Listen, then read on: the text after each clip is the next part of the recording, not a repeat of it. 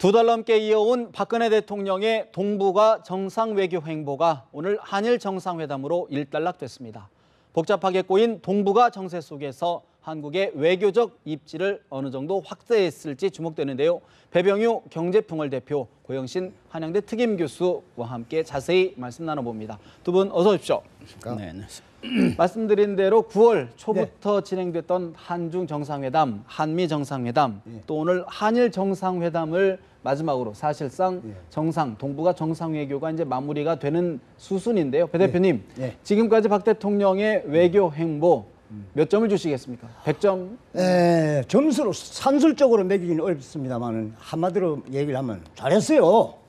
박근혜 대통령이 한중일 중간에서 미국이 원하는 것이고 일본이 원하는 정상회담부터 해가지고 삼국 정상회담까지 다 끌어내가지고 무난하게 잘 했지 않습니까? 그리고 화면에 나타난 그림으로 보면은 박근혜 대통령이 밝은 표정을 하면서 삼국 정상을 다 끌고 가가지고 동북아의 공동 이익을 정진시킨다고 합의했지 않습니까? 그리고 역사 문제 대단히 민감합니다만은 미래지향 이런 용어로 가지고 잘 덮어냈잖아요. 그래서 저는 산술적으로 몇 점을 주겠냐고 말씀을 하는데 그 점수는 모르겠고 학점을 하면 몇 학점 정도 주시겠습니까? ABC 학점 있지 않습니까? B 플러스 이상으로 저는 봅니다. 아주 잘했다 이렇게 봐요 저는. 솔직히. B 플러스 이상이다? 네, B 플러스를 정도로 봐요. 고 교수님 어떻게 평가하십니까?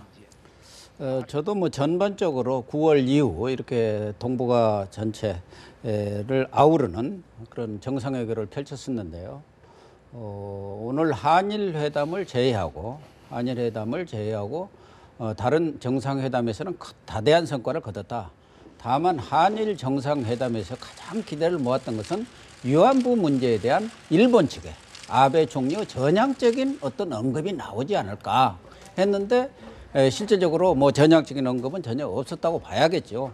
결국 위안부 조기 타결 협의를 가속화하기로 합의를 했는데 그건 기존의 입장에서 크게 변화가 없었기 때문에 우리 입장에서는 물론 박근혜 대통령으로서는 과거사 문제는 이제 좀 뒤로 밀어두고 미래지향적인 그러니까 과거사를 직시를 하되 있지는 않되 미래지향적으로 나가자는 어떻게 보면 분리대응 내지는 투트랙 전략으로 가신 것은 틀림없는 건데 국민들의 입장에서 봤을 때는 한일 정상회담 또 한중일 정상회담이 지금까지 지연된 것은 센카쿠 문제라든가 그런 영토 문제도 있었지만 한국과 일본 간의 과거사 문제에 대해서 아무런 진전이 없었고 박근혜 대통령이 어떻게 보면 한일 정상회담의 전제조건으로 위안부 문제에 대한 진일 보완 일본 측의 전향적인 태도 변화를 요구했는데 그것이 전혀 안 된 상태에서 이렇게 이루어졌고 그 결과도 별다른 진전이 없다는 측면에서 일반 국민의 입장에서 볼 때는 좀 아쉽고 정부로서도 그런 부분에 대해서 좀 솔직히 얘기를 해줬으면 좋지 않겠느냐 그런 안타까움이 없지는 않습니다. 그런 점에서 본다면 저도 한 B 정도 학점 아닌가 그렇게 보여집니다. 그런데 이 정상회담은 말씀이죠. 정상회담은 발표한 문구가 이제 다듬어가지고 발표하는 건데 그 밑에 대화의 양이 엄청나게 많은 겁니다. 특히 한일 정상회담은 말이죠. 뻔히 지금 쟁점 아주 타결되기 어려운 정점이 다 드러났지 않습니까? 그리고 이제 아베가 하자고 그랬는데 박근혜 대통령이 미뤘다가 3년 얼마 만에 했다는 거 아닙니까? 3년 반 만에요? 글쎄요. 그만 했는데 예정된 것보다 상당한 시간이 끌었더니 무슨 의미겠어요? 그 사이에 이 쟁점에 대해서 논박이 있었다는 겁니다. 그래서 발표문보다도 밑에 빙산의 일각이고 밑에 내용이 많이 담겨 있을 수 있지 않겠냐 하는 생각입니다. 그리고 고 교수께서 말씀하는데 아무것도 아니라고 하는데 위안부 조기 타결을 협의토록 적극 추진하겠다는 그것도 내 나름대로 정상회담에 나왔을 때는 약간의 의미가 있다고 보는 겁니다. 어떤 의미는? 아니 혹시 밀고 당기고 하다가 이런 용어로 표현했을 겁니다. 그래서 일본에서도 이걸 빨리 해결해서 넘어가야지 되겠다 하는 걸 인식을 여기 담겨 있다 이런 얘기입니다. 그럼 어떤 식으로 하겠느냐? 그건 아마 양 정상 간에 주고받은 내용 자체는 우리는 모르겠고 그런 고비를 하나 넘겼다는 얘기고 그다음에 과거사도 극복을 하는데 미래 직시라는 그거는 한중일 삼국 간에 똑같은 정상회담에서 나온 얘기예요. 그래서 표면적으로 나타난 한일 정상회담에 국민들이 느낄 수 있는 가시적인 성과가 없다 이렇게 평가할 수 있겠습니다만 그래도 저는 이게 미국이 원하고 또 일본이 원하고 또 한중 관계 문제 이런 거 다 감안해 가지고 단독 정상회담을 했을 때 이 정도 발표된 거 그건 나름대로 성과가 있는 것이 아니겠느냐. 안 한 것보다 홀등이 낫지 않느냐 하는 그런 생각을 하는 겁니다. 네. 어쨌든 뭐 그동안 한중일이 뭐 여러 현안을 놓고 갈등 관계를 빚었는데 한중일의 협력 체제에 대한 복원, 정상화의 모멘텀을 만든 게 가장 이번 삼국 정상회담의 중요한 성과가 아닌가 보여집니다.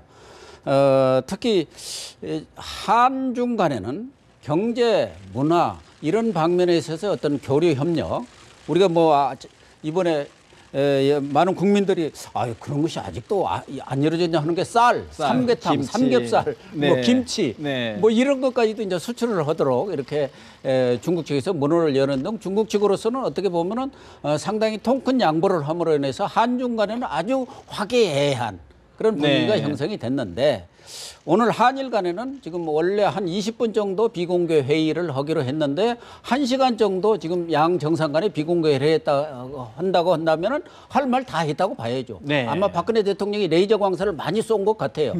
어쨌든 네. 그래서 할 말은 다 했는데 압축적으로 이제 이 부분에 대해서 협의를 가속하자 했는데 다만 아쉬운 것은 경제라든가 이런 문화 네. 그런 교류 부분에 있어서도 이렇다 할 어떤 합의문이 못 나온 거. 한중 관계에서는 그런 부분에 있어서 상당히 진전된 여러 가지 합의문이 나왔는데 네. 한일 관계에서는 뭐 TPP 문제라든가 RCEP 뭐 문제라든가 네. 여러 가지 한일 FTA 문제 그냥 원칙적인 얘기에서밖에 이런 합의가 안 나온 점 네. 그런 부분도 좀 아쉬운 부분인 것 같아요. 사실 뭐 첫 술에 배부를 수는 없는 일이고요. 3년 그렇죠. 반 만에 만난 정상회의이기 때문에 예. 또 앞으로 후속 협의를 하기로 했다고 하니 좀 더 그렇죠. 지켜봐야 될 것 같습니다. 예. 하나 또 이제 저희들이 이제 늘 관심 있는 것이 박근혜 대통령이 외교 행보를 보이면 그동안 국정 지지율이 올랐단 말이죠. 근데 아직 오늘 외교 성과가 이제 반영은 안 됐을 터인데 박 대통령의 지지율은 좀 하락세인 것 같아요. 배 대표님. 아이고 뻔한 거잖아요. 박근혜 대통령이 뭐 시진핑 주석하고 오바마 대통령, 지점 주석과 오바마 대통령하고 삼국 정상회담 잘했습니다만은 저번 국회 시정 연설을 하면서 내년도 예산 편성 방침을 발표하고 나서 마지막 부분에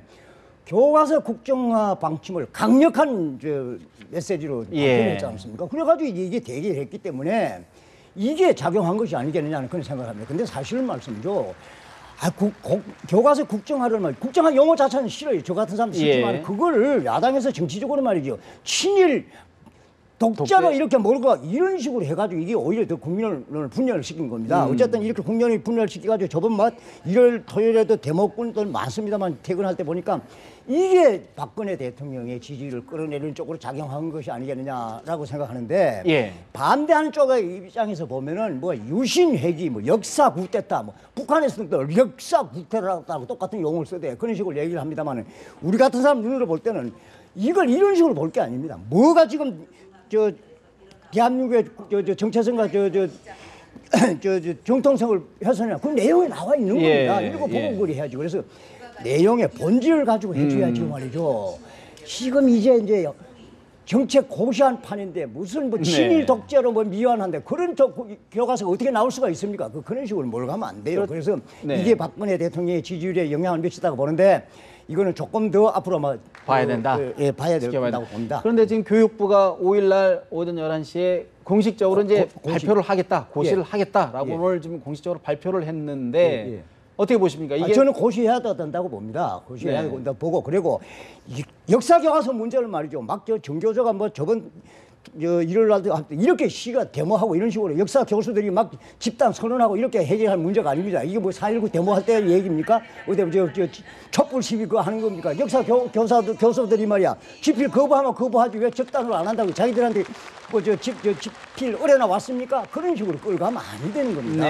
안건을 역사 교과서 왜곡이 현안 안건을 두고 지금 논쟁을 해야지 그렇게 식으로 하면 안 돼요. 알겠습니다. 여론 지금 민심의 동향 어떻게 보십니까, 고 교수님은? 박근혜 대통령은 지금 2주 연속 지지율 하락세를 보이고 있습니다. 물론 이번 정상회담이라든가 이런 컨벤션 효과는 아직 나타나지는 않았고 이번 조사는 이전에 전주의 조사를 했기 결과입니다. 때문에 이번 한중일 정상회담 효과는 나타나지는 않았기 때문에 또 다음 주를 봐야겠습니다만은 전반적인 추세는 하락 추세로 가고 있고 이번에 나온 여론조사 결과를 보면은 44.5%입니다. 근데 지난번 국회 시정 연설 후에 국정화 찬성이냐 반대냐. 그때 44.8%가 나왔어요. 그러니까 그 찬성파들이 박근혜 반대쪽. 대통령 그 지지로 그대로 전이됐다, 이전됐다 이렇게 볼 수가 있는데 박근혜 대통령의 지지율이 지속적으로 하향세로 가고 있는 부분은 지금까지 보수층은 그대로 결집을 더 하고 있습니다. 그 결과로 보면은 뭐 영남이라든가 또 충청권의 보수세는 결집을 하고 있고 또 야당도 마찬가지로 결집을 하고 있는데 이 중도 성향에 있는 한 20 내지 30%이 중도 성향이 어디로 가느냐에 따라서 지지율이 상승하기도 하고 떨어지기도 하는데 이 중도층 소위 말해서 이 중도층이라는 게 어떻게 보면은 상당히 우리 사회의 어떤 지식층들이 많이 있습니다. 특히 40대, 50대, 60대 뭐 이상은 보수층, 또 20, 30대는 뭐 좀 친야적이랄까, 네. 진보층이랄까 하는데 이 40, 50대 사회의 어떤 중치적 역할도 하고 식견이라 이런 것이 있는 분들이 이런 국정화 문제에 대해서 상당히 비판적인 입장으로 돌아서고 있다. 예. 그 부분이 강화되고 있다는 것을 알 수가 있는 것이죠. 그러면은 이분들이 왜 반대를 하게? 그러니까 그 내용은 좋다. 내용을 고치는 것에 대해서는 다 동의를 하는 거죠. 만약 그것이 편향이 되어 있다면 그랬어야 되겠느냐. 우리 역사를 그렇게 너무 부정적으로 네. 볼 일도 아니다. 또 긍정적인 어느 부분에 있어서는 공과 과가 있는 거고 음양이 있는 거기 때문에 그걸 균형적으로 봐야 한다는 것은 맞고 박근혜 대통령이라든가 여당이 추진하는 그런 그 편향이 있다면 잡아야 한다는 맞는데 그렇다면 그걸 왜 국정화로만 해야 하느냐. 국정화로 한 부분에 대해서는 네. 세계 어느 나라에도 그런 사례가 없으려니와 우리가 나아가는 어떤 시장 경제라든가 자유민주주의 기본 원칙과도 네. 반대된다는 게 식견이 있는 사람들의 생각이기 때문에 그렇게 네. 지지율 하락세로 이어지는 거 아닌가 저는 그렇게 봅니다. 어쨌든 뭐 고 교수님 분석으로는 이제 중도층이 이탈하면서 보수층, 저 진보층으로 좀 가는 것 아니냐는 분석인데 또 하나 저희들이 좀 주목 있게, 좀 관심 있게 봐야 될 부분들이 이제 대권 주자들의 지지율인데 예. 사실 김무성 새누리당 대표가 지금 교과서 국정화의 전면에 나서 있는데 지지율은 계속 유지를 하고 있어요. 잘하고 있죠. 어떻게 그리고 보십니까? 집권당 대표로서 현장을 많이 뛰고 있는 모습을 국민들한테 보여줬습니다. 지금 저 충청권의 서북구 가뭄 피해 현장에도 김무성 대표 가가지고 이거 4대강 지천 사업 이거 빨리 해야 된다 이런 식으로 메시지 보내줬어요. 그다음에 자기 사위의 그 마약 문제, 딸의 저거 문제, 뭐의 문제가 있을 때도 굳건하게 극복하는 자세를 보여왔지 않습니까? 그다음에 부친의 친일 논쟁에 대해서는 그걸 적극적으로 방어하는 자세를 보여줬습니다. 예. 그래서 김무성 대표가 집권당 대표로서 교과서 논쟁에도 아주 민감한 정책이 많이 있습니다만 그래도 집권당 대표로서 할 수 있는 역할을 뚜벅뚜벅 보여준 게 기록에 나와 있습니다. 여기에 비해서 야당 대표는 문재인 대표는 꼭 정략적인 투쟁 현장에만 했잖아요. 강화무 시위 현장이 몇 번이나 나왔어요.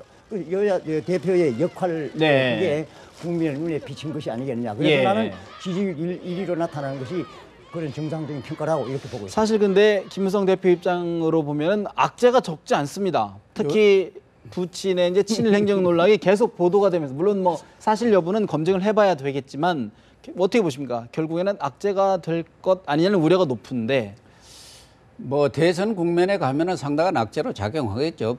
부친의 그 친일 논란이 일제 시대뿐만 아니라 그 공과가 있습니다. 제가 볼 때는 반드시 친일 말을 한 것도 아니고 그렇다고 해서 반드시 또 우리 그 민족적인 그런 역할도 많이 했어요. 그런 공과는 있는데 지금 문제가 되는 건 1961년 1년도에 소위 말해서 그 당시 민주당 참여연 의원으로서의 국회 본회의 발언 이 부분이 지금 논란이 되고 있는데 예. 어쨌든 최근에 김무성 대표로서는 여러 가지 악재들이 좀 겹쳤죠. 다 집안 얘기들로.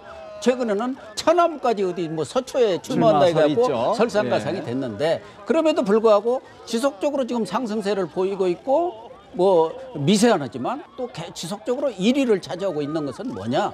본인이 보수 아이콘으로서 확실한 입지를 굳히고 있고 전면에 나선 데다가 저는 여러 패널들이 그러더라고. 뭐 연말 가면 김무성 대표는 이제 끝났다. 그런데 저는 절대 아니라고 여러 차례 얘기를 했는데 김무성 대표 전략이 친박과는 말하자면은 싸울 때는 확실히 싸우되 당내 문제에 있어서는 그러나 대통령과는 찰떡공조를 이루고 갈 거다. 대통령과 각을 져갖고는 김무성 대표가 설 자리가 없고 더군다나 김무성 대표 입장에서는 박근혜 대통령을 철벽 30%이 지지율을 자기 걸로 끌어와야 한다는 그런 측면에서 볼 때도 전략적으로 분리 대응하는 것이 당연한 건데 지금 박근혜 대통령의 개혁 정책이라든가 이런 걸 전면에 서서 계속 뭐 칭찬하고 또 그걸 선전하고 또 앞장서서 홍보를 하고 있기 때문에 보수층들이 지속적으로 결집해 가기 때문에 김무성 대표 지지율은 떨어지지 않고 있는 것이죠. 그러나 지금 뭐 부친의 친일 논란 이런 부분에 대해서 방금 말씀드렸지만 공과도 있고 음향이 있습니다.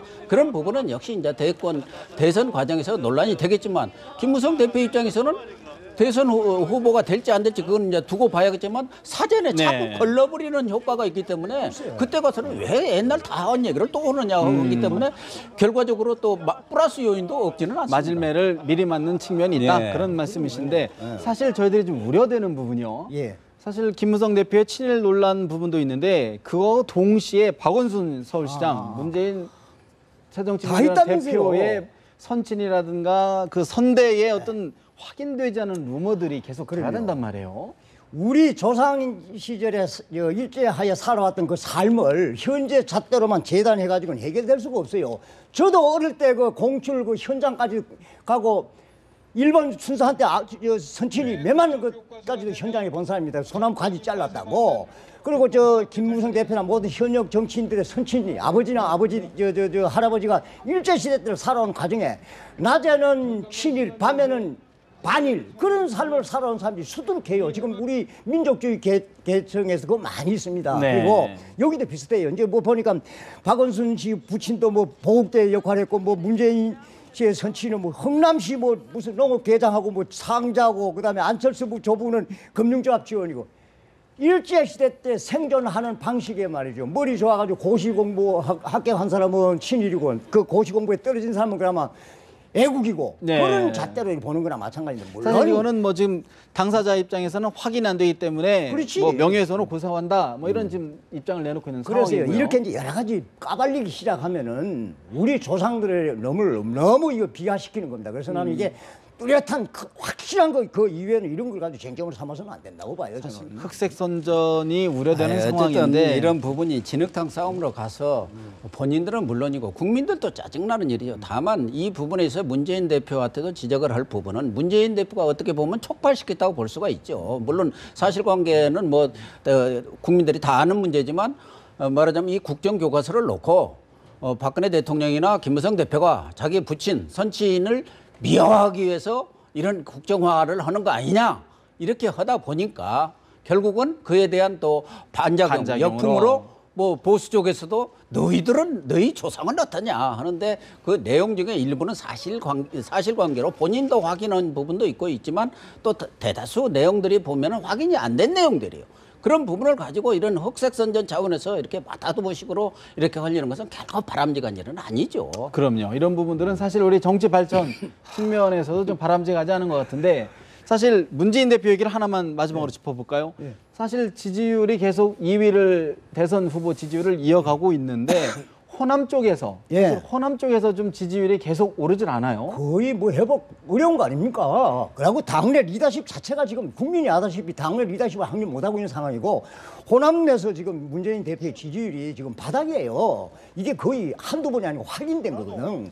그래서 이런 걸 극복하기 위해서 자기가 리더십을 한 번도 발휘한 적이 없는 겁니다. 그래서 아직도 친노라는 이 털 위에 딱 위치해서 제1야당의 당수로서 끌고 간다는 것은 이것은 말이 안 됩니다. 우리가 비판하자는 얘기가 아니고 명백하게 드러나는 확인된 사실이에요. 이거는. 고용의 리더십. 어떻게 보십니까? 마지막으로 정리 좀 해주시죠. 저는 문재인 대표가 호남에서의 그런 지지율 하락은 뭐 거의 회복 불능이라고 보고요. 저는 딱 두 가지뿐이 없다고 봅니다. 하나는 문재인 대표도 살고 새정년도 살려면은 문재인 대표가 결단을 내서 물러나는 일입니다. 그래서 새로운 어떤 변화 흐름을 만들어줘야 한다. 말하자면 박영선 의원이라든가 김부겸 전 의원이 얘기했던 대로 어떤 새로운 전당대회를 하든 통합의 전당대회를 하든 어떤 그 계기를 만들어줘야 한다는 거 하나고 호남 민심이 결정적으로 돌아든 것은 4.29 재보선 결과 친노 패권주의 정산을 허락했는데 그 후로 친노 패권주의 정산이 되지 않았잖아요. 내용 과정에서 정치적 리더십을 보여주지도 못했지만 지금 오히려 친노 패권주의가 강화되고 있는 그런 현실이 바로 12.8 이번 재보선에서 나온 거예요. 그렇기 때문에 이 친노 패권주의에 대해서 본인이 정말 육창골단이라고 아주 어려운 용어를 쓰셨는데 육창골단을 할 때 그때 호남 민심이 돌아서는 것이지 네. 자기들은 자기 거 다 갖고 뭐 하는데 아무런 어떤 새로운 개혁 방안이나 쇄신 방안도 내놓지 않고 길거리에 나가서 투쟁한다고 호남 민심이 돌아서는 것은 아닙니다. 그건 별개 문제예요. 국정화의 반대 문제와 지지 문제는 전혀 별개입니다. 네, 알겠습니다. 이제 박근혜 대통령의 정상 외교가 서서히 마무리되면서 이제 본격적으로 선거전이 달아오를 것으로 보이는데요. 여야의 전략 또 민심이 어떻게 흘러갈지 지켜보도록 하겠습니다. 두 분 말씀 고맙습니다. 예, 그렇습니다.